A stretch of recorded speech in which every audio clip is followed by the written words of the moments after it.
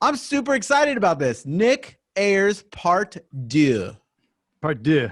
Last time we did this, I was building my studio, and I was doing it on my laptop, walking around with my laptop in my studio, and I felt the audio. There was like hammering in the background. Yes. That was the best. They were putting stuff. Propeller planes just dive bombing. You know what's funny is that I've seen some pictures of you on Facebook that looks very Boogie Nights. Well, I think they took a lot of inspiration for the character from me. So, right. You ever heard of the term stupid tax? Well.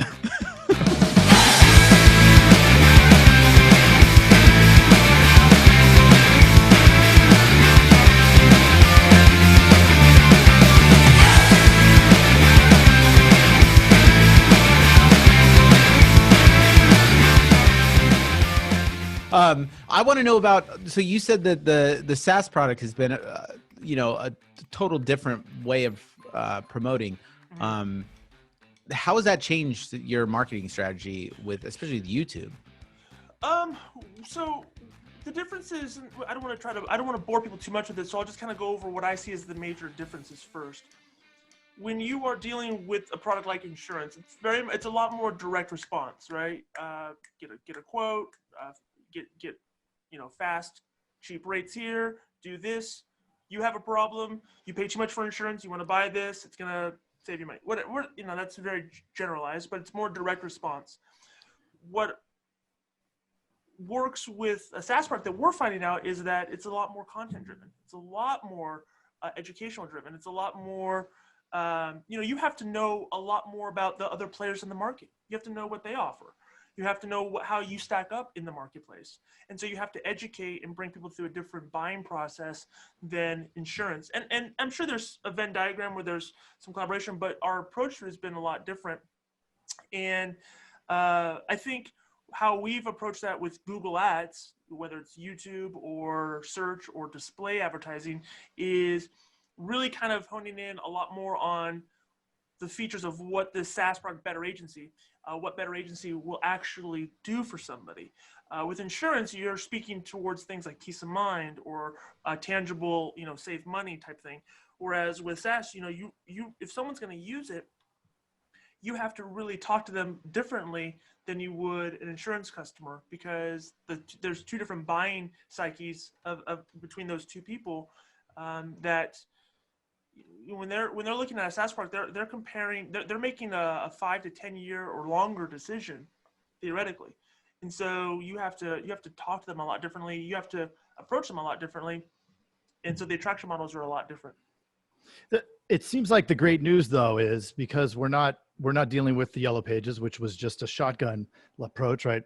Let's hope we grab somebody. Right. Now you can get a lot more targeted, right? And so in those two different things, what is the approach? Like, how do you determine how you're going to go after those clientele, and then how you generate and create those ads? I love the creative that you come up with, and it's just fascinating to see it put into place. I think when it comes to the targeting aspect, we look a lot smarter than we are, but Google gives you a lot of control, and Google gives you a lot of options. And so where I can't target insurance agents, I can target people on a wide variety of things, from the websites that they go to the search terms that they're putting in, to what they're watching on YouTube, or I can send them, solicitations to their Gmail. There's a lot of different creative ways to get in front of your audience. And you also have what I would say as a bigger pool of data on Google than you do on Facebook. Facebook is great. Mm-hmm. Facebook has a lot of data, but there's a king on top of this mountain, and it's Google.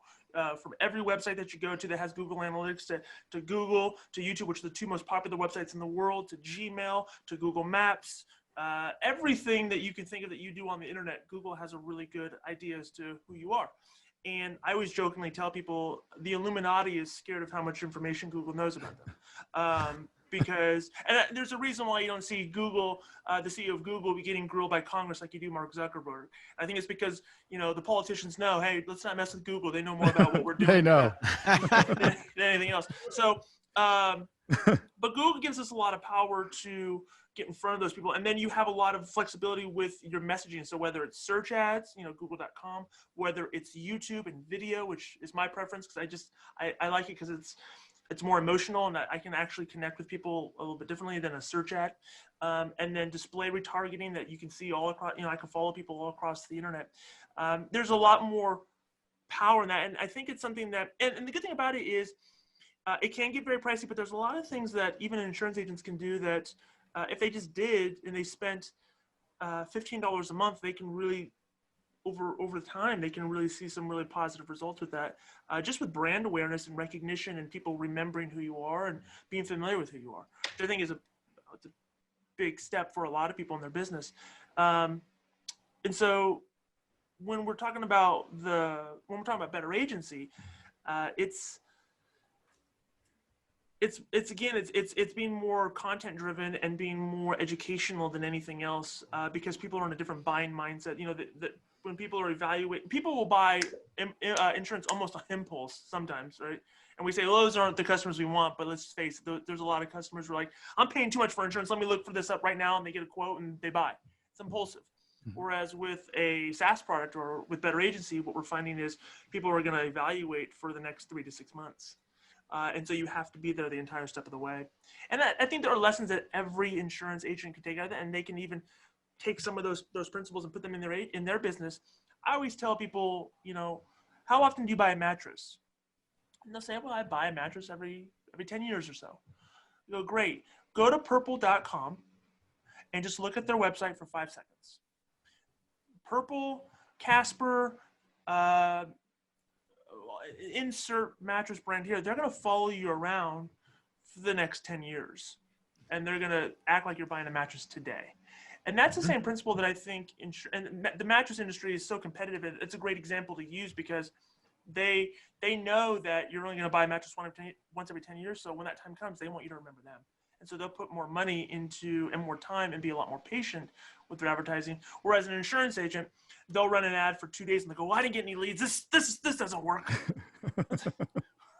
There's a different mindset. There's a way different mindset that if you're going to do this, if you're going to put your feet in the water, you've got to be there for the long haul. I run campaigns and I'm honest with people. If I can get 3 out of the 10 campaigns that I run to work and be really profitable, I'm happy. There's a lot of campaigns we run because we test a lot of different things, and I'll try to think of ideas for creatives or targeting that just flat out bomb. They do. They don't work. I wish every campaign worked. It doesn't. And if anybody tells you that theirs does, they're lying. But you just have to constantly stay with it. Yeah.